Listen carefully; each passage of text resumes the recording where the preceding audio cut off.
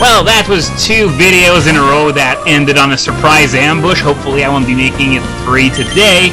So, okay, just to give you an idea of where I am right now, past the rock that I just smashed at the end of the last video, there's this little hill. I just wanted to see if there was anyone up there. There wasn't, but that path led to the rest of Victory Road, but the path I'm going to take instead is the one that led up, and where it goes is that it's a detour that leads to a place on the first floor of Victory Road where you can get an item, and both paths rejoin later on. So what I'm going to end up doing, I'm going to go around in sort of, well, not a circle, but I'm going to be running a lap around that stretch of land, especially since there's a jumping ledge that goes from the detour to the main path, so that's why I have to take the detour first.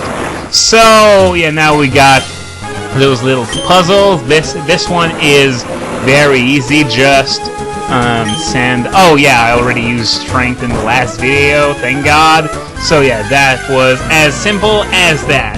Now, in the Pokemon news department, as I'm sure everyone is aware, even though Cerebi still hasn't reported it yet, it's all over the internet except for Cerebi for once, even though it's pretty much confirmed to be true, because it's an update on Junichi Masuda's blog, and he said that the Isshu Dex will be nothing but Generation 5 Pokemon.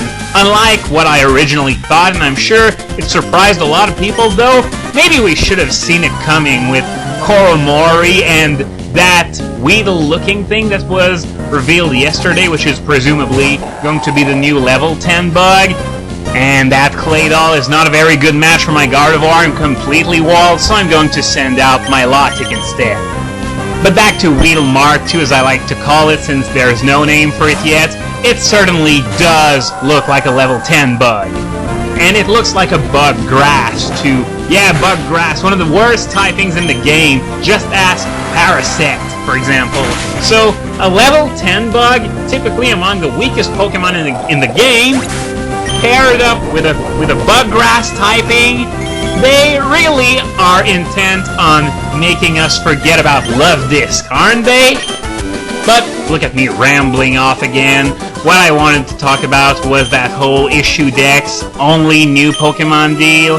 This means, just think about it for a second, okay? The Isshu Dex, I can't see it having anything less than 150. And 150 certainly isn't a whole lot for a regional Dex. Just look at Diamond and Pearl. Seeing all the same things all the time wasn't very, very fun. So seems like they're doing that again, so let's assume that the Isshu Dex is 150 Pokemon long. Okay, now just a second, because my Gardevoir is going to hit level 57. That's going to be enough for now. I don't want it to completely dominate in terms of levels, so I'm going to send out Blaziken as my lead instead, so that at least Gardevoir will have some PP in case something happens. So yeah, let's assume the Isshu Dex has 150 Pokemon. Add to that the post-game legendaries, because there are sure to be a few of them, the events that may or may not include Victini, since it's already in the Isshu Dex, though at number 0. But anyway, that's not necessarily the point. And of course, the evolutions and babies to old Pokemon. Normally, with what we learned today, we may be led to think that there would not be any new babies or evolutions. However, the fact that we know about Mamanbu, oh yeah, this is the place that I was talking about, with the PP up, and I can head back down, and oh, I don't need to use Flash again. Well, that's certainly convenient. Thanks, game. I certainly do appreciate it. But yeah, the fact that we know about Mamanbu, which is Luvdisc's evolution, for those of you who have trouble keeping track of the Japanese names, well, that proves that we're going to get some evolutions. Even if just this one, it's still one more than none. And for babies, well, the ideal target would be none, but I'm sure there's going to be a few nonetheless. So, put all that together, and we may be looking at something like 170, maybe even 180 new Pokemon. That is a lot. A lot. And I do mean it. It's a lot more than the originals, for one thing, and I don't think they would introduce that many more Pokemon than in the original generation. Then again, Black and White is more and more being considered as sort of a reboot to the series, rather than just an expansion like generations 2, 3, and 4 did. So maybe having like 180 newbies would make sense, but hopefully it doesn't mean that the quality will suffer because of it. Personally, I like what I'm seeing so far, which is definitely a good sign since we've seen over 30 of them. I think we're closing in on 40 actually. I lost track of the count a long time ago. But that's still a lot of Pokemon. And here's a theory. It's just a supposition. I don't think it's gonna be true, but it could happen.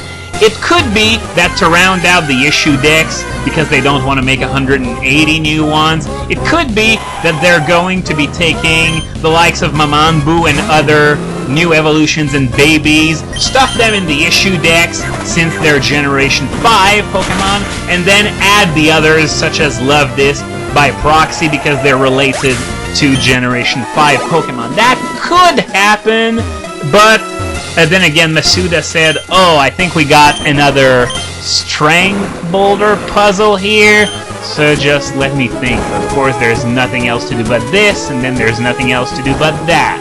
And yeah, okay, that was very simple. Then again, Masuda said, only Generation 5 Pokemon, so I don't really know what to make of this. Then again, the fact is that we're not supposed to know about Mamanbu yet, as I said earlier. So, are they going to be in the Isshu Dex? Maybe, maybe not. That's just speculation. Now, I want to talk about this from a marketing perspective. This move is a very bad move from a marketing perspective. Of course, they want it to be a reboot, but well, Belly Drum certainly isn't going to work if you have so little HP left. Thanks for the free turn, by the way. But as I was about to say, Ruby and Sapphire back in the day was a pretty hardcore reboot to begin with. They dropped 75% of all the existing Pokemon. There were 251 in the first two generations, and only, okay, there were 184 missing, so only 67 of them came back in Ruby and Sapphire, and people were pissed. They said, where are our old Pokemon? These new ones suck! And nowadays, Generation 3 rocks so much that people want a remake of it really badly nowadays. Talk about Pokemon being a nostalgia-fueled fan base. But my point is that when Ruby and Sapphire came out, that whole reboot thing went over like a fart in a church, and now they're not dropping 75% of the old Pokemon. No, they're dropping all of them. Every last one of them. So, yeah, the nostalgia fans are going to be really pissed on that one. Of course, that means no more Zubat. It feels so wrong and yet so right at the same time. I don't know if anyone understands how I feel, but that's how I feel about it. No more Tentacools, no more Magikarps even, and surprisingly, no more Pikachus. Well, until the post-game at least, but that's another animal entirely. But they want to go through so badly with this that even Pikachu is expendable. And so I know there are many fans who are not going to be pleased with this. Me, I'm not really pleased, but that's for the main reason that the Isshu Dex will probably be rather small, and as Diamond and Pearl proved, 150 Pokemon just isn't enough.